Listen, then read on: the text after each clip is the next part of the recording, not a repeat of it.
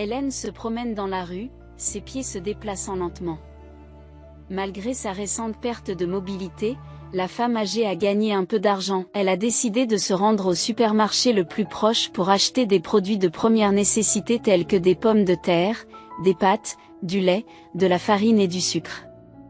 Porteur le sac n'avait jamais été un fardeau pour Hélène auparavant, mais aujourd'hui, il lui semble lourd. Dans sa jeunesse, elle avait l'habitude de s'acquitter sans effort de tâches telles que tirer le foin avec une fourche et porter de grandes boîtes et des seaux remplis de lait ou d'eau lorsqu'elle travaillait à l'étable. Cependant, l'âge l'a rattrapée à plus de 60 ans. Son dos lui faisait souvent mal et ses bras s'étaient affaiblis, ce qui rendait difficile le fait de tirer les sacs du supermarché. Hélène s'arrêtait de temps en temps pour reprendre son souffle, et quelques passants bienveillants, dont 2 adolescents avec des cartables, une femme d'âge moyen et un jeune homme de grande taille, lui proposaient leur aide. Avec un refus poli et un sourire, Hélène a refusé leur aide. Elle n'était pas pressée, et ces aimables personnes semblaient préoccupées par leurs propres tâches. La lenteur d'Hélène n'est pas seulement due à la lourdeur du sac, elle ne veut pas non plus retourner dans son logement actuel, qui ne peut plus être considéré comme un vrai chez-soi. Ce n'était qu'un refuge. Autrefois, elle disposait d'une maison spacieuse, lumineuse et confortable avec une grande cuisine. La propriété était dotée d'un jardin potager et d'un bel abri de jardin sculpté, construit par son père. Hélène appréciait la présence de ses amis et voisins préférés dans ce quartier. Malgré son travail acharné, la majeure partie de sa vie a été consacrée à travailler dans l'étable d'une ferme, où elle s'occupait des animaux. Elle faisait tout son possible pour fournir à son fils tout ce dont il avait besoin. Elle partait avant l'aube et ne revenait qu'après le coucher du soleil. Elle avait mal au dos, aux bras et aux jambes, mais elle se souvenait de cette époque avec nostalgie. Elle se sentait bien plus heureuse qu'aujourd'hui. Soudain, la pluie froide de novembre s'est mise à tomber. Elle est arrivée sans crier gare, comme si une vanne d'eau glacée s'était ouverte. Hélène se hâte de rentrer à l'intérieur, réalisant qu'elle doit se mettre à l'abri et attendre la fin de la pluie. Elle se réfugie sous le porche du magasin le plus proche. Quelques personnes s'y sont déjà rassemblées, attendant que la pluie cesse. Les enfants joyeux voyaient dans cette averse soudaine une nouvelle aventure excitante, tandis que les adultes affichaient des froncements de sourcils de frustration en raison du retard qu'elle occasionnait. L'attention d'Hélène fut immédiatement attirée par un jeune homme adossé au mur. Il possédait des yeux turquoise captivants, des pommettes bien dessinées et une frange couleur blé qui évitait gracieusement de tomber sur son front.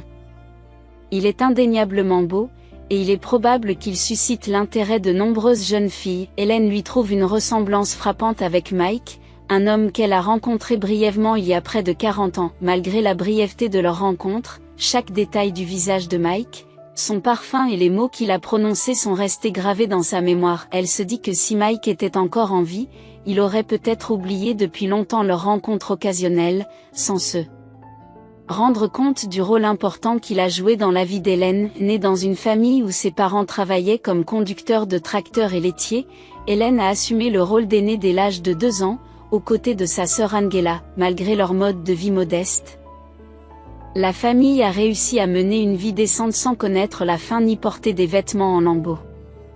Hélène et Angela se sont imprégnées très tôt d'une solide éthique du travail, car leurs parents travaillaient avec diligence. À l'âge de 6 ou 7 ans, les sœurs étaient déjà capables de gérer les tâches ménagères, de s'occuper du jardin et du bétail, de faire leurs devoirs et de s'occuper de la lessive sans qu'il soit nécessaire de le leur rappeler. En réfléchissant aux enfants d'aujourd'hui, Hélène pense qu'ils sont trop protégés par leurs parents, ce qui contraste avec sa propre enfance.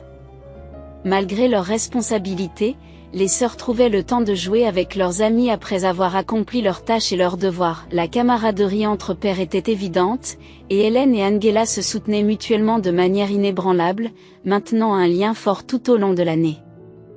Contrairement à Angela, qui excellait sans effort à l'école, Hélène avait des difficultés scolaires. Angela semblait saisir des formules complexes et l'histoire sans effort, tandis qu'Hélène trouvait que la notation était un formidable défi. Malgré tous ses efforts, Hélène n'arrive pas à égaler Angela, et leurs parents sont très fiers des résultats scolaires de leur fille cadette. Hélène, bien que fière d'Angela, est blessée par les paroles de ses parents.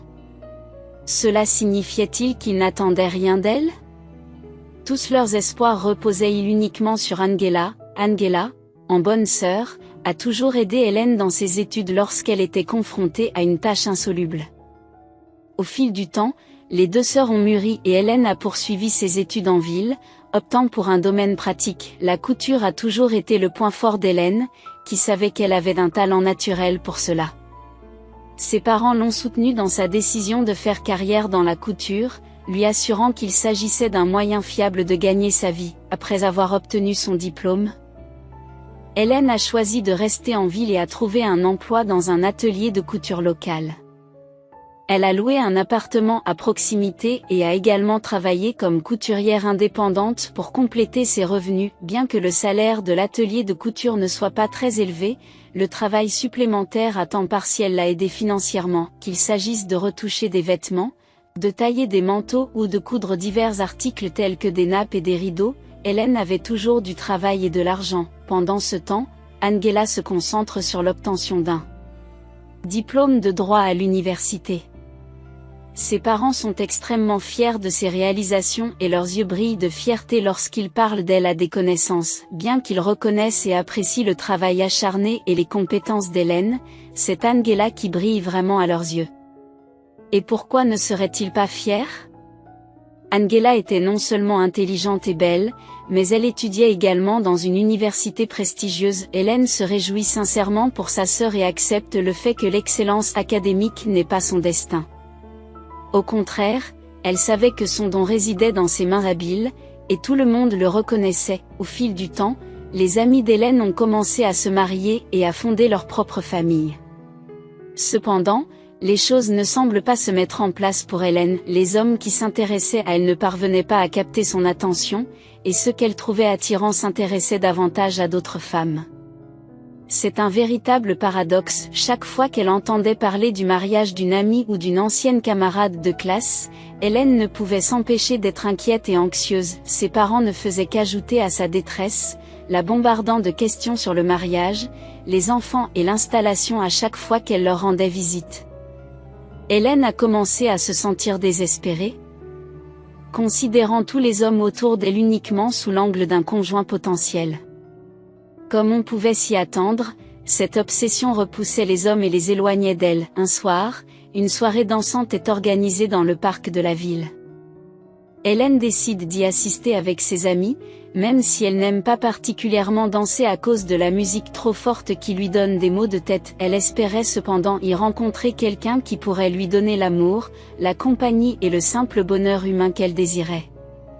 Elle a revêtu sa plus belle tenue, mettant en valeur ses jolies jambes et coiffant ses cheveux en boucle, maquillée avec soin pour mettre en valeur ses cils et ses lèvres. Elle s'estima satisfaite du résultat et partit pour la fête. Hélène n'avait pas de grandes attentes, car elle avait déjà participé à des soirées dansantes sans succès. Mais cette soirée s'est avérée complètement différente, d'une manière singulière et enchanteresse. Mike aperçut Kate, l'une des amies d'Hélène, qui possédait des yeux bleus captivants. Il en profite pour se présenter à Kate et au reste du groupe. Cependant, Hélène remarque que le regard de Mike est fixé sur Kate. Lorsqu'elle voit son sourire malicieux et le pétillement de ses yeux, Hélène ne peut s'empêcher de tomber amoureuse. Mike a un comportement vif et enjoué, avec une légère pointe de sournoiserie. Contrairement à d'autres hommes, il est spirituel, confiant et n'a pas froid aux yeux. Hélène souhaitait que Mike montre le même intérêt pour elle que pour Kate.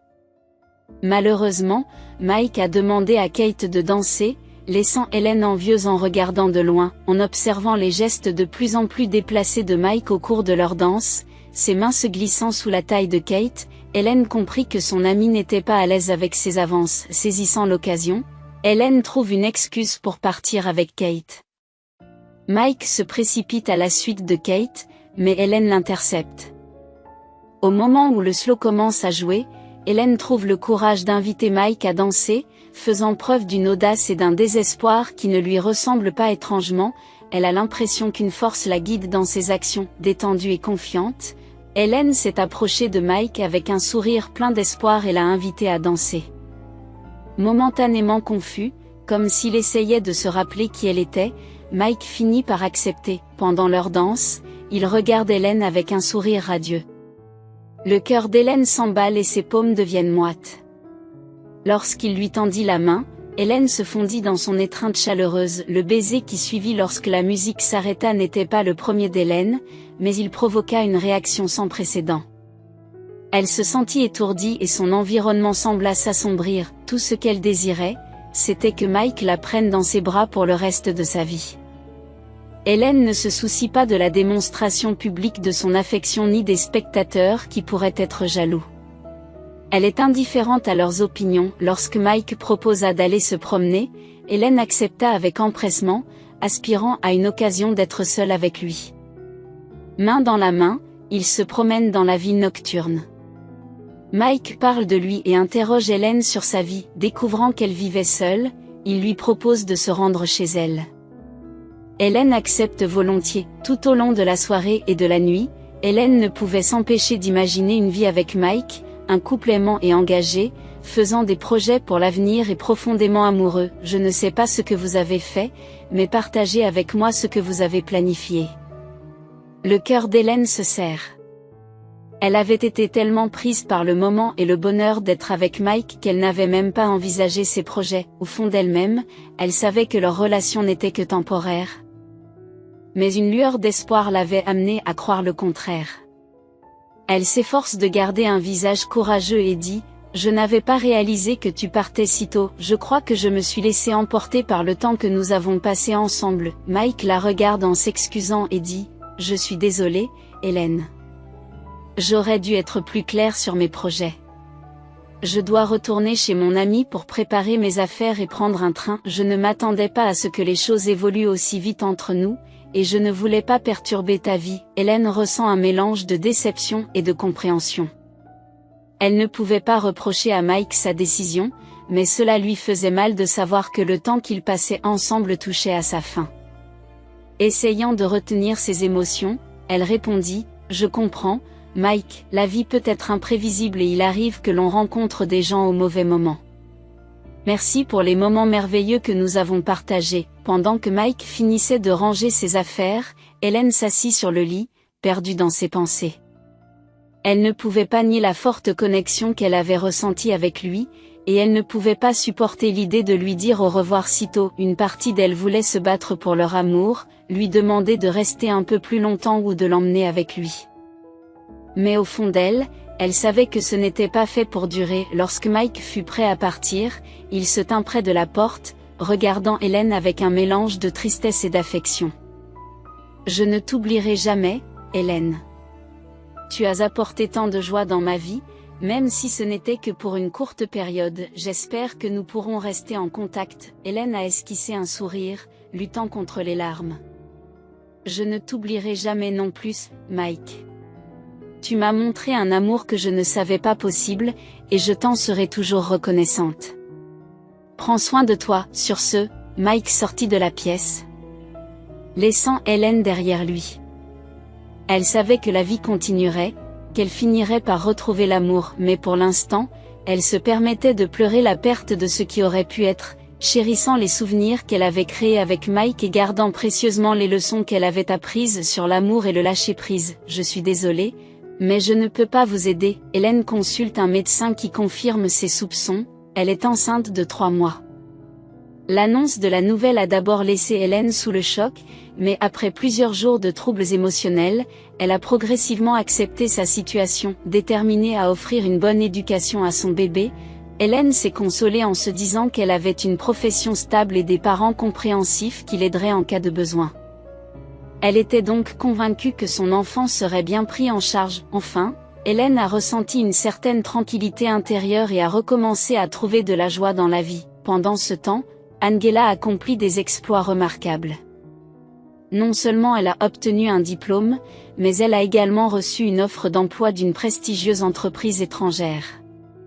Cette réussite étonnante stupéfie Hélène. Sa jeune sœur avait atteint de grands sommets, s'engageant dans une carrière prometteuse avec des opportunités passionnantes, tandis qu'Hélène elle-même était sur le point de faire face au défi de la maternité célibataire. Ses parents parlaient surtout du départ prochain d'Angela, fiers de ce qu'elle avait accompli, inconscients du bonheur à venir qu'Hélène leur apporterait en tant que mère célibataire au milieu de la réussite de sa sœur. Hélène a le Sentiment que sa propre vie n'est rien d'autre qu'un échec. Le temps passe et Angela s'éloigne, contactant de temps en temps sa famille par des appels et des lettres accompagnées de photos.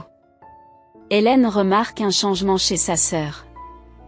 Le visage d'Angela dégage une force nouvelle qui ne fait qu'accentuer sa beauté et son charisme.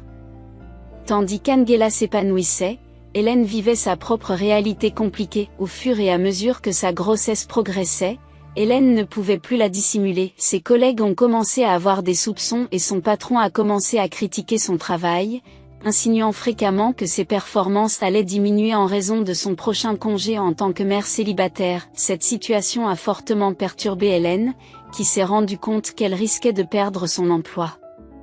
Bien que les employées enceintes soient protégées par la loi, il y a toujours des failles à exploiter. Finalement, son patron en a trouvé une et a rapidement fermé l'entreprise, privant Hélène et ses collègues féminines de leur emploi. Toutefois, cette façade de faillite n'a duré qu'1 jour, car l'entreprise a continué à fonctionner sans interruption. Le lendemain, le patron réembauche les couturières, excluant Hélène et les autres femmes ayant des enfants en bas âge, les jugeant inutiles. Privée d'emploi et de moyens de subsistance, Hélène se retrouve dans l'incapacité de payer son loyer. N'ayant pas d'autre choix, elle est retournée à Contreseur chez ses parents dans le village et leur a avoué ses difficultés. Les parents d'Hélène ont été déconcertés mais étonnamment rassurés lorsqu'ils ont entendu l'histoire de leur fille. Ils l'ont réconfortée en lui assurant qu'il la soutiendrait dans cette situation. Son père lui a caressé affectueusement la tête, lui redonnant l'impression d'être une petite fille, et s'est dit convaincu qu'il surmonterait tous les obstacles. Sa mère a fait écho à ce sentiment, soulignant qu'ils aideraient Hélène à élever son bébé. Ils ne semblaient pas préoccupés par les défis qui les attendaient ou par les ragots de leurs voisins. Hélène comprend pourquoi ils sont relativement indifférents. Les réussites de sa sœur Angela ont éclipsé les erreurs de sa propre vie. Si cela a facilité la vie d'Hélène, elle s'est aussi sentie plus insignifiante et plus idiote. Lorsque Jérémy, le fils d'Hélène, est né à la date prévue, Hélène a passé d'innombrables heures à admirer son visage rouge et ridé, dans l'espoir d'y voir une quelconque ressemblance avec Mike, son père. Elle souhaitait que Jérémy hérite des traits attirants, charmants et charismatiques de son père. Mais Jérémy n'avait pas les mêmes yeux turquoise profonds, ni le même sourire qui creusait des fossettes sur ses joues. C'est un garçon ordinaire, petit et mince, aux cheveux noirs comme ceux de son grand-père. Néanmoins, Hélène a adoré son fils dès qu'elle l'a vu. Elle a compris que ses actions et sa vie ne tourneraient qu'autour de lui. Pendant la petite enfance de Jérémy, Hélène compte sur le soutien de ses parents. Les paiements de l'État étaient minimes, sans mari ni économie, elle avait besoin de toute l'aide possible. Dès que l'occasion s'est présentée, Hélène a accepté un emploi d'auxiliaire dans une étable. Jérémy, encore trop jeune pour aller à l'école maternelle, est resté avec ses grands-parents. Hélène travaille sans relâche, poussée par son désir d'offrir à son bébé les meilleurs jouets, de beaux vêtements et la possibilité de voyager. Le travail physiquement exigeant de l'étable l'obligeait à travailler en 2 équipes pour gagner un salaire décent. Avec l'argent qu'elle gagnait, Hélène a commencé à emmener Jérémy en ville tous les week-ends. Ils se rendent dans des cafés, font des promenades, regardent des films et, bien sûr, explorent les magasins de jouets. Hélène fait souvent plaisir à son fils, lui permettant de choisir ce qu'il veut, même si cela implique de sacrifier son propre confort. En voyant l'étincelle de bonheur dans les yeux de Jérémy, tout son travail en valait la peine. Parfois, le père d'Hélène se montrait inquiet. Secouant la tête et faisant remarquer qu'elle gâtait Jérémy, il la mettait en garde contre l'oubli d'elle-même et de tout ce qui comptait pour elle, lui rappelant qu'elle était toujours une personne à part entière. Hélène répond en toute décontraction, « Je n'ai besoin de rien. Le plus important, c'est que mon fils soit heureux. Il est temps qu'il apprenne à assumer ses responsabilités. Il n'est même pas capable de faire sa vaisselle ou de ranger sa chambre. Vous et votre grand-mère faites tout pour lui, et cela le rend gâté. Ce n'est pas bon pour son caractère d'homme. » La mère d'Hélène prend rapidement sa défense en disant, « Il aura tout le temps de travailler plus tard. Laissons-le profiter de son enfance. » Le vieil homme n'a d'autre choix que d'abandonner l'argument. Cependant, des décennies plus tard, Hélène réalisera à quel point il avait raison, car son amour pour son fils l'avait aveuglé. Elle n'a pas remarqué beaucoup de choses, et maintenant les conséquences de ses actes rattrapent Jérémy. Bien que Jérémy ait d'abord été un garçon paresseux, il a rapidement excellé à l'école sans trop d'efforts grâce à son intelligence. Hélène avait espéré qu'il suivrait les traces d'Angela, qui occupait un poste prestigieux et publiait dans des magazines professionnels. Cependant, compter uniquement sur l'intelligence et la mémoire n'est pas suffisant tout au long de la scolarité. Il était temps pour Jérémy de travailler plus dur, de comprendre des formules complexes et de faire des efforts, mais rien de tout cela ne l'intéressait. Les problèmes ont commencé à apparaître, avec de mauvaises notes, des absences fréquentes et une réticence générale à aller à l'école. Jérémy a soutenu que, dans le monde d'aujourd'hui, on pouvait obtenir un bon emploi sans éducation. Hélène a le cœur brisé de voir son fils gaspiller ses capacités et ne pas utiliser ses talents. Le grand-père a tenté de discipliner Jérémy, mais il était trop tard. Il n'y avait plus d'autorité.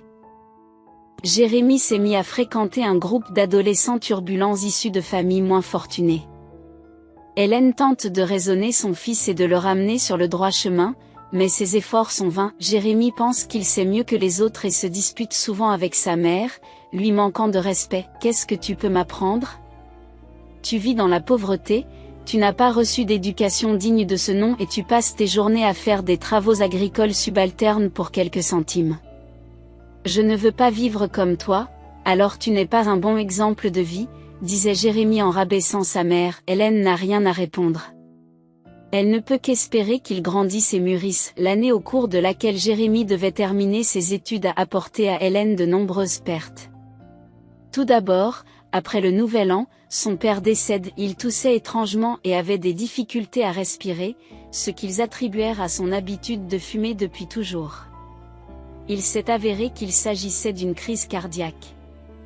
Hélène n'a même pas pu l'emmener à temps à l'hôpital. Après la mort de son grand-père, le comportement de Jérémy s'est aggravé et ses idées sur l'éducation sont devenues encore plus biaisées. Il a complètement perdu le contrôle.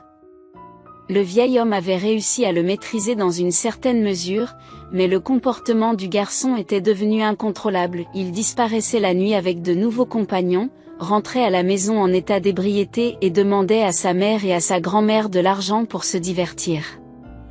Jérémy est devenu impoli, dur et émotionnellement distant. Ni la persuasion ni les menaces ne semblent avoir d'effet sur lui. Hélène, qui pleurait encore la perte de son père, avait l'impression de perdre aussi son fils. Seule sa mère lui a redonné espoir en lui assurant que cette phase était due au fait que Jérémy avait grandi sans père et que ce serait difficile pour lui, mais qu'il finirait par changer avec le temps. Hélène pense qu'il se calmera certainement. Elle avait été témoin de cas similaires tout au long de sa vie. En effet, au milieu de l'année, Jérémy avait soudainement mûri. Il termina sa scolarité avec d'assez bonnes notes, grâce aux efforts de sa mère, qui avait offert des cadeaux aux enseignants et à l'administration de l'école à la fin de l'année. Jérémy semblait soudain apprécier tout ce que sa mère et sa grand-mère avaient fait pour lui, et il leur demandait même pardon. Le cœur d'Hélène chanta de joie lorsque les paroles de sa mère s'avérèrent vraies. Jérémy s'est transformé en grandissant. Il annonça sa décision d'aller en ville pour étudier la soudure. Sa mère et sa grand-mère se réjouissent de ce choix, car elles auraient été satisfaites de n'importe quelle décision qu'il aurait prise. Le plus important, c'est que Jérémy a compris l'importance de l'éducation. Il est déterminé à apprendre, à trouver un métier et à mener une vie stable. Jérémy a quitté l'école en douceur, a été admis dans une école technique et s'est lancé dans une vie indépendante. Hélène pousse un soupir de soulagement en s'installant dans un dortoir d'étudiants. Tout semblait être revenu à la normale. Cependant, un nouveau coup dur survient lorsque sa mère âgée tombe malade et est bientôt admise à l'hôpital pour une pneumonie bilatérale. Hélène se sent anxieuse, mais pas trop effrayée, car la pneumonie est une maladie grave. Elle fait confiance aux médecins pour s'occuper de sa mère à l'hôpital et ne s'attarde pas sur la pire issue possible.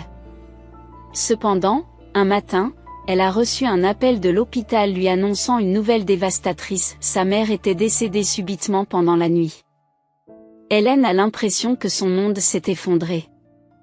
Elle était désormais seule dans ce monde dur, confrontée à une vie difficile et aux défis de l'éducation d'un adolescent perturbé.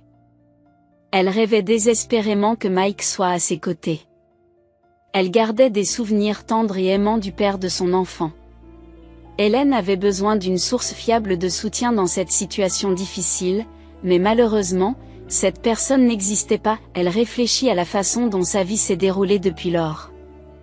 Hélène imagine que Mike, avec son existence palpitante et mouvementée, ne se souvient probablement même pas d'elle.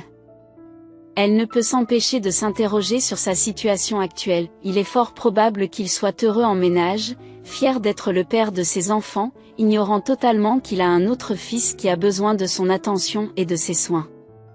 Au fil du temps, Hélène s'est progressivement adaptée à sa nouvelle vie. Son fils s'est aventuré à étudier en ville, tandis qu'elle continuait à travailler. Pour s'assurer que les besoins de Jérémy sont satisfaits, elle fait 2 gardes.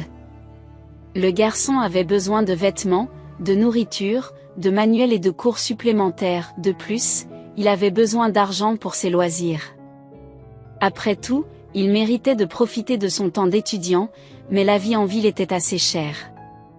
Pendant cette période de sa vie, Peter, un ancien camarade de classe devenu veuf, commence à faire la cour à Hélène. Au lycée, Peter avait l'habitude de courtiser Hélène avec des fleurs et des compliments.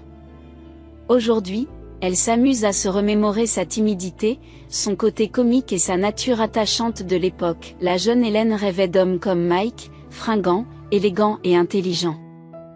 Peter, quant à lui, paraissait trop modeste. Il était petit, maigre et portait des lunettes. Naturellement, Hélène apprécie l'attention du jeune homme, qui lui donne confiance en elle. Mais elle n'a jamais envisagé de relation sérieuse avec lui. Au fil du temps, Peter s'est transformé d'un adolescent ordinaire en un gentleman raffiné. Il a épousé Beth, une fille d'une classe inférieure à Hélène. Hélène et Beth étaient des amies d'enfance, pas particulièrement proches, mais elles se promenaient souvent ensemble, se fréquentaient et partageaient des secrets. La famille de Peter et Beth devint un modèle de perfection. Ils étaient tous les deux des individus posés, diligents et courtois. Il était difficile de les imaginer élevant la voix ou se disputant l'un avec l'autre ou avec leurs enfants. Ils avaient un fils et une fille, et leur foyer était rempli d'amour, de prospérité et d'abondance. Hélène se sentait sincèrement heureuse pour ses amis d'enfance. Malheureusement, le bonheur conjugal de Peter et Beth est de courte durée. Beth, jeune et apparemment en bonne santé, tombe soudainement malade. Elle devient pâle, maigre et faible sous leurs yeux. Peter l'a emmenée dans plusieurs hôpitaux, faisant tout ce qu'il pouvait pour l'aider. Ils ont découvert une maladie génétique complexe, mais il n'y avait pas de remède connu. Les médecins n'ont pu donner qu'un pronostic décourageant, suggérant qu'il ne restait plus que quelques mois à vivre. Beth ne pouvait pas être sauvée. Peter devait donc élever seul ses 2 enfants. Tout le village s'est mobilisé autour de ce veuf désolé. Au début, Hélène est même allée jusqu'à préparer des dîners pour la famille en deuil. Cependant, Peter a progressivement pris le contrôle du foyer, guidant lentement son fils et sa fille pour qu'ils apprennent à voler de leurs propres ailes. Les 2 enfants ont reçu une éducation et ont déménagé en ville. Peter, quant à lui, a décidé de rester au village pour s'occuper de ses parents âgés. Lorsque Jérémy est parti à l'université, Hélène a remarqué que Peter commençait à passer plus de temps avec elle. Il la raccompagnait chez elle après le travail, engageait la conversation sur divers sujets et l'aidait à porter ses sacs au magasin. Il semblait toujours croiser son chemin par coïncidence. Hélène appréciait son agréable compagnie. Ils discutaient de l'actualité, se remémoraient leur enfance et riaient ensemble. Un jour, Peter a trouvé le courage d'avoir une conversation sérieuse avec Hélène. Il était évident que cette étape n'était pas facile pour lui. « Hélène, tu sais que j'ai toujours eu des sentiments pour toi », avoue-t-il. Hélène sourit, ne comprenant pas ce que Peter sous-entendait. Elle pensait qu'ils étaient simplement en train de se remémorer leur enfance. « Quand était-ce » demande Hélène avec curiosité. « C'était il y a longtemps », reconnut Pierre. Puis il la regarda sérieusement et ajouta, « Mais rien n'a changé depuis. » Hélène le regarda avec confusion, ne sachant que répondre. Cependant, cet aveu inattendu lui fit ressentir une agréable chaleur, la chair de poule se formant sur sa peau. « J'ai toujours eu un faible pour toi, même depuis notre enfance. J'ai eu le courage de te l'avouer au lycée, mais tu as refusé. J'ai fait semblant de ne pas m'en soucier, mais j'ai vraiment souffert. Je t'admirais secrètement et j'étais jaloux lorsque d'autres garçons étaient présents. Je rêvais qu'après avoir terminé l'école, je réussirais et je viendrais te chercher dans une voiture de luxe, en espérant que tu ne puisses pas résister, a déclaré Peter en se remémorant ses souvenirs. Hélène sourit, pensant que l'aveu semblait innocent et doux. Peter sourit également, se remémorant sa jeunesse et son ambition. Mais ça n'a pas marché, poursuit-il. Je n'ai pas pu entrer à l'université.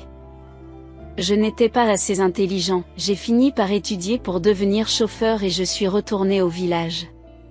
Bien sûr, j'ai entendu parler de toi par des connaissances qui m'ont dit que tu vivais en ville et que tu avais quelqu'un de spécial, mais je n'en ai jamais douté, tu étais une si belle fille, et tu le es toujours, dit Peter avec sincérité. Hélène ne peut contenir son rire. Peter, qui vivait au village, croyait à tort qu'elle avait de nombreux prétendants en ville. Ignorant qu'elle souffrait de solitude et était désespérément jalouse de ses amis mariés, tu n'as pas idée à quel point tu t'es trompée, s'exclame-t-elle. Oui, j'ai été stupide dans ma jeunesse, sourit Peter.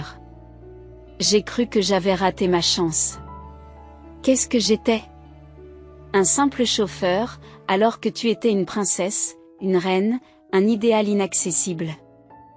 Nous n'étions pas faits l'un pour l'autre. Lorsque Peter est rentré chez lui, il a été envahi par un profond sentiment de douleur émotionnelle. La fille qu'il avait chérie depuis leur enfance ne serait jamais la sienne. Il avait l'impression que son monde entier avait perdu son sens et sa raison d'être. Malgré cela, Peter poursuit sa routine quotidienne, travailler, manger et passer du temps avec ses amis, mais tout lui semble terne et insignifiant. De manière inattendue, Beth, la voisine de Peter, attire son attention. D'adolescente maigre, elle est devenue une femme étonnante, captivant Peter avec ses yeux clairs, ses cheveux longs et épais et sa taille fine. Beth possédait un certain attrait, ayant terminé ses études dans un collège pédagogique en ville et retournant dans sa petite ville natale pour travailler comme enseignante pour les élèves de première année. Un soir, alors que Peter rentre du travail, Beth prend son courage à deux mains et l'aborde à la porte. Elle a exprimé ses sentiments avec sincérité, laissant Peter sans voix. J'ai été surpris, se souvient Peter en souriant, c'était complètement inattendu, mais j'étais aussi désolé pour elle. Ayant déjà été dans une situation similaire, j'ai compris à quel point elle désirait mon attention et à quel point c'était important pour elle. Je savais que mon indifférence l'écraserait, je ne pouvais pas me résoudre à faire cela à la fragile Beth. C'est ainsi que Peter et Beth ont commencé à passer du temps ensemble, apprenant à se connaître un peu plus chaque jour. Ils se sont vite rendus compte qu'ils étaient parfaitement assortis. Qu'ils formaient un couple merveilleux. Je pensais que rien de bon n'arriverait jamais dans ma vie, avoue Peter. Mais elle est arrivée et m'a fait sortir de ma coquille, me montrant que le bonheur était encore à portée de main. Nous nous sommes mariés et nous nous sommes installés dans notre village. Hélène, surprise et curieuse, demande à Peter, « Mais m'es-tu encore à l'époque ?» Peter a répondu sans hésiter, « Bien sûr, et même maintenant, je t'aime aussi. » Mais à l'époque, je ne pouvais pas exprimer mes sentiments, j'avais des responsabilités envers Beth et nos enfants. Je les chérissais tous profondément. Je ne pouvais pas trahir ma famille, même pour mon propre bonheur. Hélène, profondément émue par la révélation de Peter, lui demanda, « Étais-tu malheureux ?» Peter marque une pause, cherchant les mots justes. « Je ne peux pas dire que j'étais malheureux, » répond-il. Beth était merveilleuse, je l'aimais à ma façon et je prenais soin d'elle. J'étais heureux avec elle. Mais quand il s'est agi de toi, je ne peux même pas commencer à décrire les émotions qui ont surgi en moi, et que je ressens encore aujourd'hui. Les deux hommes restèrent assis en silence pendant un moment, tandis que Peter regardait Hélène, espérant un signe de sa part. Cependant, Hélène a du mal à comprendre ses propres sentiments. Elle se sentait reconnaissante d'avoir quelqu'un qui l'aimait si profondément, cela lui réchauffait l'âme. Peter était un homme aimant, dévoué, bon et fiable. Pourtant, il y avait quelque chose qui retenait Hélène. « Qu'en est-il de Jérémie ?» demanda-t-elle finalement, cherchant à obtenir des éclaircissements. Il réfléchit à la situation et se demanda ce qu'il en penserait. Il en conclut qu'il n'approuverait probablement pas et penserait que sa mère a perdu la raison dans sa vieillesse. Cependant, le désir irrésistible d'être avec quelqu'un qui s'occupe d'elle prend peu à peu le dessus sur les pensées d'Hélène. Elle imagine à quel point il serait merveilleux de pouvoir vivre ensemble. L'idée d'apporter autant de joie à quelqu'un d'autre est satisfaisante, et ce soir-là, les anciennes camarades de classe décident d'essayer de former un couple. Alors, je t'emmène demain, dit Peter en souriant. Mon rêve de jeunesse va enfin se réaliser. Hélène acquiesce avec un soupçon d'hésitation. Le lendemain, ils sont allés en ville, se promenant dans le parc, discutant, mangeant dans des cafés et allant même au cinéma. Pendant le film, Peter tient la main d'Hélène, qui ne s'y oppose pas. Le sentiment de ne plus être seul lui procure une grande joie. Une semaine plus tard, Peter a emménagé avec Hélène. Il s'occupa immédiatement des réparations, réparant le robinet qui fuyait et resserrant les charnières des portes. Enfin, elles ne font plus de bruit. Hélène s'est remise à cuisiner. Lorsqu'elle était seule, elle s'en souciait rarement, mais maintenant que Peter était avec elle, elle prenait plaisir à lui préparer de délicieux repas. Hélène ne peut s'empêcher de se demander comment Jérémy va réagir à tous ces changements dans sa vie. Son fils lui rendait rarement visite et leur communication se limitait à des appels téléphoniques. Elle a donc décidé de ne pas lui révéler les changements récents. Quant à Peter, il avait déjà informé ses enfants de l'arrivée d'Hélène, et elle remarqua qu'ils étaient heureux pour leur père. Les années passent et Hélène ne trouve jamais le courage d'avoir une conversation sérieuse avec Jérémy. Il lui était facile de cacher les détails de sa vie privée, car son fils ne s'intéressait guère à ses affaires. Il ne l'appelait généralement que lorsqu'il avait besoin d'argent. Cependant, un jour, Jérémy la surprend en se présentant sur le pas de sa porte. Hélène l'accueille avec un mélange de joie et de confusion. « Bonjour », dit-elle, à la fois satisfaite et un peu déconcertée. Peter est toujours au travail, mais ses affaires sont éparpillées dans la maison, ce qui indique que quelqu'un d'autre y vit désormais. « Bonjour », répondit Jérémy d'un air morose. Il n'a pas l'air en forme, il est voûté, pâle et anxieux. « J'ai besoin d'argent », Hélène sentit immédiatement que quelque chose de grave venait de se produire. Le cœur battant, elle demande, « Que se passe-t-il ? Est-ce que c'est lié à tes études ? Cela fait un moment que je n'étudie plus, murmure Jérémy, il marmonne sous sa respiration. Pourquoi ? Tout simplement parce que mon fils a réagi de façon grossière, j'ai été renvoyée pour avoir séché les cours. J'ai travaillé dur pour joindre les deux bouts, mais je vous ai envoyé la majorité de mon salaire chaque mois. Hélène lui rappelle que ce n'est rien dans la ville. Jérémy répond, je n'arrivais pas à joindre les deux bouts. J'ai donc fait ce que j'avais à faire. Les parents de mes amis sont riches. Ils ont des voitures et des appartements, et ils donnent de l'argent à leurs enfants pour qu'ils se divertissent. Mais qu'en est-il de moi ? Je me sens comme un pauvre mendiant. C'est désagréable tout le temps. Pensez-vous que c'est agréable ? Hélène a été profondément blessée par les paroles de son fils. Elle a consacré toute sa vie à lui offrir ce qu'il y a de mieux, à vouloir qu'il ait tous les avantages, et maintenant il pense qu'il est malheureux. Il lui semblait qu'elle avait manqué à son devoir de parent. Quel est donc le problème ? Demande Hélène. Je me suis endettée, commença à expliquer Jérémy. J'ai voulu monter une affaire pour gagner de l'argent, mais ça s'est retourné contre moi, et maintenant je dois beaucoup. Il me menace. Je ne sais pas comment me sortir de cette situation, c'est pourquoi je suis venue te demander de l'aide, fiston. Tu sais, je n'ai rien, dit Hélène. Comment ça, tu n'as rien ? Jérémy a été surpris. Et cette maison ? Tu veux vraiment qu'on la vende ? Quelle est l'alternative, maman ? J'utiliserai l'argent pour rembourser mes dettes, louer un appartement et nous pourrons vivre ensemble en ville. Pourquoi ne pas le faire ? En plus, tu peux trouver un emploi à l'usine de couture de la ville. Grand-mère m'a dit que tu étais couturière. Nous pourrions vivre ensemble en ville. Ce sera génial, n'est-ce pas ? Hélène n'a pas pu accepter la proposition de son fils. Il y a quelques années, elle aurait volontiers soutenu l'idée de Jérémie, mais vivre seule dans une maison vide était devenu insupportable.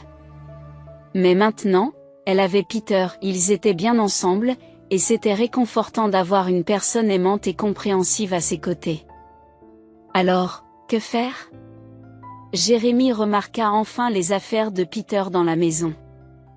La veste de Peter était accrochée au mur, ses baskets se trouvaient près de la porte d'entrée. « Qu'est-ce que c'est que tout ça ?» demande Jérémie en regardant sa mère avec étonnement. « Tu as quelqu'un d'autre ici ?» Je voulais te le dire depuis un moment, mais oui, je ne suis plus seule, avoue Hélène. Jérémie secoue la tête et soupire tristement. Bien sûr, tu n'as plus de fils à craindre, n'est-ce pas? Tu sais, ce n'est pas vrai, objecta doucement Hélène. Elle voyait bien que Jérémie était dans un état dépressif, il était confronté à des problèmes et avait besoin d'aide, et en tant que mère, elle allait lui donner un coup de main dans ce moment difficile. Fiston, je ferai tout ce qu'il faut. Hélène a fait ce qu'on lui a dit et a vendu la maison, donnant la majeure partie de l'argent à son fils et gardant le reste pour elle. Elle achète un petit appartement à la périphérie de la ville. Peter a proposé différentes options, suggérant même que Jérémie pourrait également contribuer avec ses économies, bien que cela ne soit pas suffisant. Hélène a toutefois décliné cette offre, ne voulant pas que Peter résolve leurs problèmes. Elle estime qu'il serait injuste de profiter de lui. D'autant plus qu'il a ses propres enfants à charge. Peter propose alors à Hélène de rester avec lui. Hélène avait déjà préparé ses affaires, et des valises attendaient dans le couloir pour le lendemain, lorsque Jérémie avait organisé un taxi pour elle. Hélène murmure « Tu sais que je ne peux pas ?» Peter se montre perplexe, se demandant pourquoi elle donnerait de l'argent à Jérémie et lui achèterait un logement, alors qu'elle ne voudrait pas y être elle-même. Il lui rappelle qu'ils ont passé de bons moments ensemble. Hélène est d'accord, reconnaissant qu'elle a été heureuse pendant les années où elle a vécu avec Peter. Elle s'était habituée à la chaleur, à l'attention et à l'acceptation qu'ils partageaient. Ils se promenaient souvent le soir et avaient des discussions intéressantes. Peter regardait Hélène avec des yeux affectueux, ce qui la rendait heureuse. Cependant, tout a changé. Hélène a constaté que son fils n'allait pas bien, qu'il était anxieux et agité. Il se passait quelque chose d'inquiétant dans sa vie. Jérémie était un adulte et Peter soutenait qu'il devait s'occuper de ses propres problèmes. Cependant, Hélène se souvient que lorsqu'elle a été confrontée à des difficultés, ses parents l'ont toujours aidée. Peter tente de la persuader qu'il y a une grande différence entre une jeune mère célibataire avec un enfant et un homme adulte qui reçoit de l'argent de la vente d'une maison. Hélène n'est pas d'accord avec lui. Le calme de Peter vient du fait que ses enfants ont des emplois et des familles stables. Elle se demande comment il réagirait si ses propres enfants se retrouvaient dans la situation de Jérémie. Par ailleurs, Hélène craint de perdre sa dernière maison. Sans la maison qui abritait ses souvenirs d'enfance, elle craignait de vieillir et de devenir vulnérable. Comment pourrait-elle vivre sans un endroit à elle? Hélène se rend compte qu'elle doit découvrir ce qui se passe dans la vie de Jérémie. Il est peut-être temps pour elle de sauver son fils. Même s'il ne veut pas admettre qu'il a besoin d'aide, Hélène comprendra tout à travers ses propres observations. Elle ne peut pas laisser son fils unique seul avec ses problèmes et ses difficultés. Hélène sourit à Peter, essayant de masquer son inquiétude, mais une pointe de tristesse transparaissait dans son sourire. Sans avoir besoin d'un miroir, elle comprit qu'elle ne déménageait pas sur la Lune ou sur un autre continent. La ville était proche, et la distance physique n'entraverait pas les émotions sincères. Ils se rencontreraient et communiqueraient comme avant. Peter, quant à lui, reconnaît la situation mais réalise que ce n'est pas la même chose. La vie se déroule ainsi. Hélène déménage en ville et s'empresse de meubler son nouvel appartement. Il n'y a qu'une seule chambre, qui revient naturellement à Jérémie, tandis qu'Hélène se contente de la salle de séjour. Au début, Peter lui rend souvent visite. Ils se promènent au bord de l'eau et fréquentent les cafés ensemble. Hélène se sentait appréciée, importante et aimée. Peter a insisté pour qu'elle emménage avec lui, mais elle ne pouvait pas abandonner son fils. Après avoir vécu avec Jérémie pendant un certain temps, Hélène a découvert qu'il avait un grave problème d'alcool. Il rentrait à la maison tôt le matin après avoir bu excessivement, ce qui poussait sa mère à rester éveillée et à s'inquiéter de son bien-être. Elle craignait qu'il ne soit blessé ou impliqué dans un accident. La consommation d'alcool de Jérémy s'est intensifiée et son déclin était visible sous les yeux d'Hélène. Il devient inintelligent, agressif et impuissant. Hélène s'en veut. Qui d'autre pourrait-elle tenir pour responsable? C'était sa faute si Jérémy avait grandi sans père, et peut-être que la propension à l'alcoolisme de son père était héritée génétiquement. Jérémy souffre de la négligence de sa mère. Hélène a essayé de rendre la vie de son fils plus facile en subvenant à ses besoins financiers et en devenant son serviteur. Il n'apporte aucune contribution à la maison, se contentant d'exiger qu'un homme vive désormais avec sa mère. Il prétendait chercher un emploi, mais ses efforts étaient timides. Après tout, pourquoi s'en préoccuper s'il n'a pas faim de toute façon? Hélène fait les courses et prépare des repas élaborés, ce qui permet à Jérémy d'éviter toute responsabilité réelle. Au fil du temps, il a commencé à demander de l'argent à sa mère chaque fois qu'il avait besoin d'un verre. Au début, Hélène a sympathisé et lui a donné de l'argent, mais elle a fini par se rendre compte de la façon dont il le dépensait et a cessé de le faire. Cependant, Jérémy réussit encore à lui prendre de l'argent dans son sac à main, en recourant aux menaces et à l'impolitesse. Hélène se sentait malheureuse et piégée dans cette situation sinistre. La vie d'Hélène avec son fils était devenue un cauchemar chaotique. Jérémy criait souvent, se disputait et lui prenait son argent. Son seul réconfort était les promenades avec Peter, qui lui rendait visite en ville chaque fois que cela était possible. Hélène lui cachait les détails de sa vie parce que c'était embarrassant et difficile. Elle ne pouvait confier ses malheurs à personne d'autre. Hélène faisait semblant d'être sereine et affichait un visage courageux. Un jour, Peter fait part à Hélène d'une nouvelle dévastatrice. « Je déménage bientôt », dit-il en regardant au loin. « Malheureusement, nous ne pourrons pas nous voir souvent. » Hélène a poussé un cri de consternation. Peter était la seule personne qui lui permettait de se sentir mieux, et voilà que leur rencontre prenait fin. « Pourquoi ?» demande-t-elle désespérément. Peter expliqua qu'il avait des problèmes pulmonaires et que le médecin lui avait recommandé de changer de climat. Son fils et sa famille déménageaient avec lui, et sa fille envisageait de le faire. « Tu vas tellement me manquer, » dit Hélène avec tristesse, en essayant de retenir ses larmes. Peter propose à Hélène de venir avec lui. Il lui rappelle qu'elle a aidé son fils dans une période difficile, mais qu'il a grandi et qu'il doit trouver sa propre voie. « Tu mérites aussi le bonheur, » dit-il.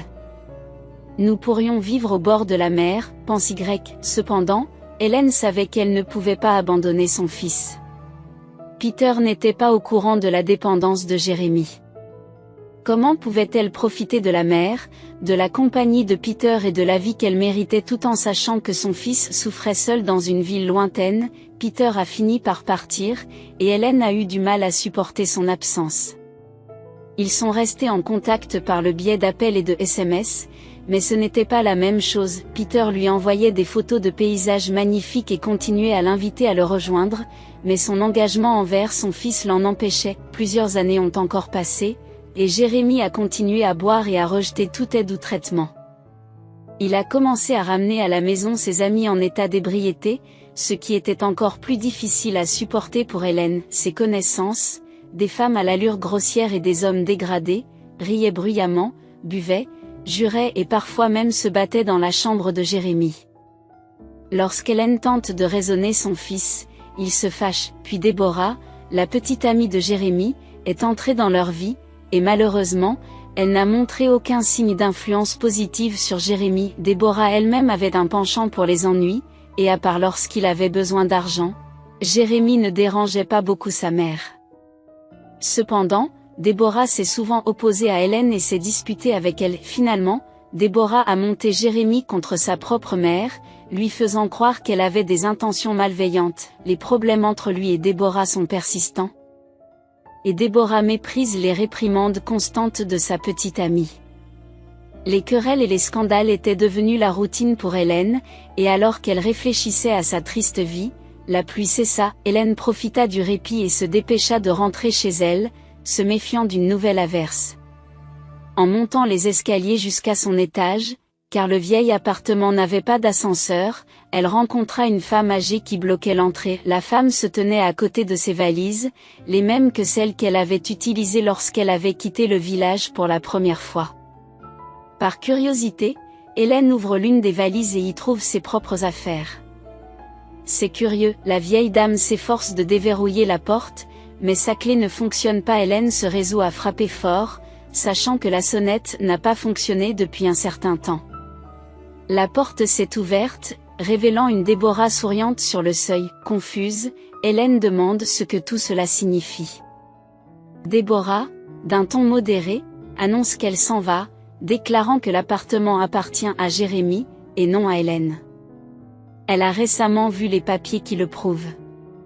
Hélène n'était pas là, déprimée et vaincue, Hélène voit la tête de Jérémy émerger de derrière Déborah. Il confirme son accord, déclarant que la présence d'Hélène a perturbé leur vie et causé des problèmes entre lui et Déborah. Ils avaient décidé qu'il valait mieux vivre séparément. Calmement, Hélène demande comment ils vont s'en sortir financièrement. Elle avait compris depuis longtemps que son fils n'éprouvait pas de sentiments chaleureux à son égard, mais elle savait qu'il comptait sur elle pour le soutenir financièrement. Déborah sourit et révèle qu'elle attend un bébé dans quelques mois. Elle recevrait une indemnité de maternité et une pension alimentaire mensuelle pour l'enfant, ce qui garantirait leur stabilité financière. Hélène jette un coup d'œil sur le ventre de Déborah, qui dépasse nettement sous le pull taché, et se rend compte que la situation va devenir difficile. Elle s'inquiète du bien-être du bébé et doute de leur capacité à l'élever. La nouvelle de l'enfant a éclipsé le fait qu'elle était expulsée de son propre logement. Le cœur d'Hélène se serre pour son petit enfant à naître, sachant qu'elle ne peut en aucun cas le sauver ou lui faciliter la vie. Elle ne pouvait même pas résoudre sa propre situation. Destin, s'il te plaît, quitte cet endroit, dit Déborah avec arrogance, affichant à nouveau un sourire triomphant. Mais où suis-je censée aller, mon fils ? Hélène se tourne vers Jérémy, la voix teintée de désespoir. Tu veux que je vive dans la rue ? Il y a un costume au village. Allez-y. Jérémy l'écarte négligemment d'un geste de la main. Vous avez un endroit où aller. Ne faites pas semblant d'être pauvre ou impuissant. Jérémy était loin de se douter que Peter avait déménagé à des milliers de kilomètres d'ici et que tu avais aussi une sœur fortunée. Elle ne t'abandonnera pas, ajouta vivement Déborah avant de claquer la porte. Hélène ramassa ses valises et sortit, ne sachant que faire. Elle n'a aucune idée de l'endroit où se réfugier. Peter est loin, et sa sœur Angela encore plus. Personne n'avait plus besoin d'elle, elle était seule, abandonnée, sans foyer. Elle souffrait d'admettre que son propre fils, pour lequel elle avait consacré sa vie, l'avait mise à la porte. Hélène marcha longtemps, la pluie avait cessé, mais le vent mordant persistait, rougissant ses joues et faisant monter les larmes aux yeux. L'obscurité approchait rapidement et les rues étaient vides, seuls quelques âmes erraient. Hélène finit par ne plus pouvoir marcher.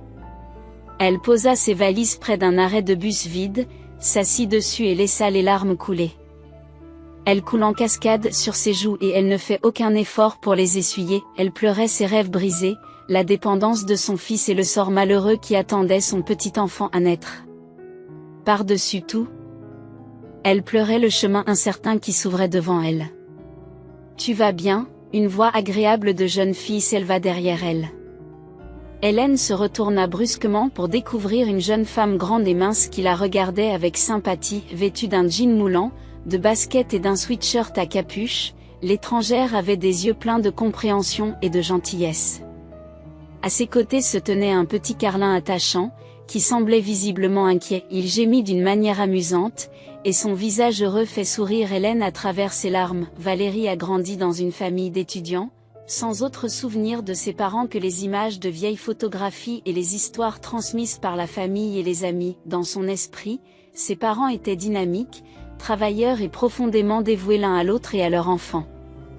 La tragédie a frappé sur un chantier de construction où les parents de Valérie avaient pris un emploi à temps partiel pour compléter leurs études. Valérie a travaillé avec diligence pour obtenir son diplôme, excellant dans ses études et s'immergeant dans divers cours de langue. Sa détermination l'a amenée à décrocher des stages et des emplois de traductrice indépendante pour acquérir une expérience pratique dans son domaine. L'objectif de Valérie était de réussir sa carrière et de s'affranchir des limites et du manque d'affection qu'elle avait connu dans son enfance. Tout au long de son parcours, Valérie n'a jamais perdu de vue son aspiration ultime. Elle rêvait d'une vie remplie d'amour, de reconnaissance et de liberté pour explorer de nouveaux horizons. Elle aspirait à fonder sa propre famille, une famille qui l'accueillerait à bras ouverts et la chérirait pour ce qu'elle était vraiment. L'éducation de Valérie lui a appris la valeur du travail et de la résilience. Elle a compris que l'éducation était son billet pour un avenir meilleur, lui donnant la possibilité de s'échapper des limites de son petit village et de s'immerger dans l'immensité du monde. Elle savait qu'une éducation bien équilibrée lui permettrait d'acquérir les compétences et les connaissances nécessaires pour s'épanouir dans une société mondialisée. Chaque jour qui passe, la passion et le dévouement de Valérie ne font que croître. Elle ne se contentait pas d'obtenir un diplôme, elle voulait exceller dans le domaine qu'elle avait choisi et laisser un impact durable sur ceux qu'elle rencontrait. Elle s'est plongée dans des études linguistiques et culturelles, élargissant son aisance au-delà de la simple communication et embrassant les nuances et les subtilités de chaque dialecte. Le parcours de Valérie n'a pas été sans difficulté, mais elle a persévéré.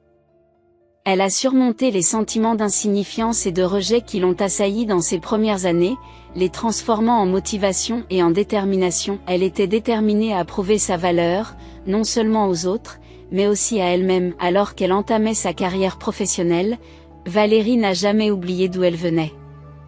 Elle est restée reconnaissante de l'amour et du soutien qu'elle a reçu, même s'ils étaient limités. Les leçons qu'elle a apprises de sa tante et de son éducation lui rappellent l'importance de l'empathie et de la compassion. Aujourd'hui, alors que Valérie continue de prospérer dans sa carrière, elle reste déterminée à créer une vie remplie d'amour et d'appréciation. Elle s'efforce de fonder sa propre famille, une famille qui lui apportera la chaleur, les mots affectueux et le soutien dont elle rêvait lorsqu'elle était enfant. Le parcours de Valérie témoigne du pouvoir de la détermination et de la croyance inébranlable en la capacité de chacun à façonner son propre destin. Valérie s'est vue attribuer un dortoir, ce qui a marqué le début de sa vie indépendante.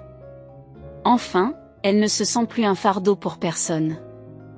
Dans sa jeunesse, les garçons n'intéressaient pas beaucoup Valérie. Elle avait pris la ferme décision de donner la priorité à sa carrière, et tout le reste suivrait.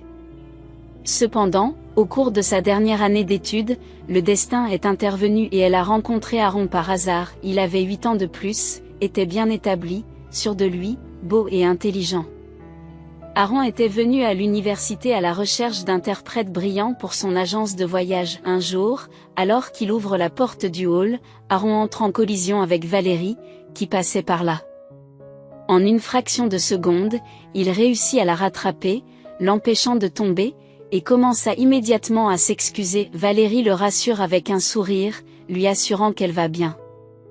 Elle trouve son comportement amusant, comme s'il ne l'avait pas heurtée par hasard, mais qu'il avait failli la percuter avec une voiture, comme dans une scène de feuilleton. Leurs regards se croisèrent et Valérie eut le souffle coupé. Il était évident qu'Aaron ressentait lui aussi quelque chose, car une étincelle passa entre eux. Ils ont entamé une brève conversation et échangé leurs numéros de téléphone. Plus tard dans la soirée, Aaron est allé chercher Valérie et ils se sont promenés dans la ville. C'était le choix de Valérie pour leur premier rendez-vous. Au fil du temps, leur relation est devenue plus étroite et plus sérieuse. Finalement, Valérie a emménagé dans l'appartement spacieux d'Aaron, au centre de la ville. Au début, Valérie a ressenti de l'appréhension et a été déconcertée par la richesse d'Aaron.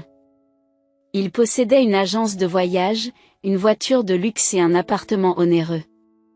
D'un autre côté, elle n'était qu'une simple orpheline d'un village. Cependant, Aaron ne s'est pas laissé perturber par ces différences. Au contraire, il regardait Valérie avec admiration et la couvrait de cadeaux et de compliments. Valérie s'est vite rendu compte que sa simple présence le rendait heureux. Ce qui lui a permis d'embrasser son propre bonheur sans inquiétude. Au bout d'un certain temps, Valérie a découvert qu'elle attendait un enfant. Ce fut une surprise et cela arriva plus tôt qu'elle ne l'avait prévu. Aaron, quant à lui, était véritablement ravi. Ses affaires prospèrent, sa fortune s'accroît et sa société se développe. Il croyait que les enfants apportaient le bonheur et il caressait affectueusement le ventre encore plat de Valérie. Valérie pensait qu'en lui annonçant sa grossesse, Aaron la demanderait enfin en mariage, mais il ne s'est pas empressé de l'emmener au bureau de l'état civil lorsqu'elle lui a demandé de légaliser leur relation. Aaron s'est montré très surpris, s'interrogeant sur la nécessité d'une telle démarche. Pour lui, un enfant mérite une famille complète avec un père et une mère. Il a néanmoins assuré à Valérie qu'il reconnaîtrait légalement l'enfant. Il ne fait aucun doute que je considère le mariage comme une simple formalité. Je possède une expérience de première main, car mon précédent mariage a pris une tournure négative peu après que nous nous soyons unis par les liens du mariage. Les complications bureaucratiques et la réédition des documents ont ajouté au problème. C'est pourquoi j'ai une attitude négative à l'égard de ces formalités. Ce point de vue a blessé Valérie, mais elle a réussi à comprendre le point de vue d'Aaron. En fin de compte, elle se rend compte qu'un simple tampon dans le passeport n'a que peu d'importance. L'aspect le plus important était l'amour qu'ils éprouvaient l'un pour l'autre. Lorsqu'Eva est entrée dans leur vie, Valérie a ressenti une joie immense. Elle ne peut s'empêcher d'être captivée par sa fille, s'émerveillant du miracle qui leur a été donné. De son côté, Aaron, bien que distant depuis la naissance de leur enfant, passe inaperçu aux yeux de Valérie, accaparé par le nouveau bonheur de la maternité. Cependant, un jour, alors qu'Eva n'avait que 2 ans, Aaron a lâché la bombe en annonçant qu'il partait. Il déclare : « Je quitte l'appartement, je continuerai à soutenir notre fille et à entretenir une relation avec elle, mais je ne peux plus supporter de vivre avec toi. Je suis désolé, mais mes sentiments ont changé. J'ai rencontré quelqu'un d'autre. » Ce sont des choses qui arrivent, et juste comme ça, Aaron est parti, laissant Valérie dans un état de désarroi.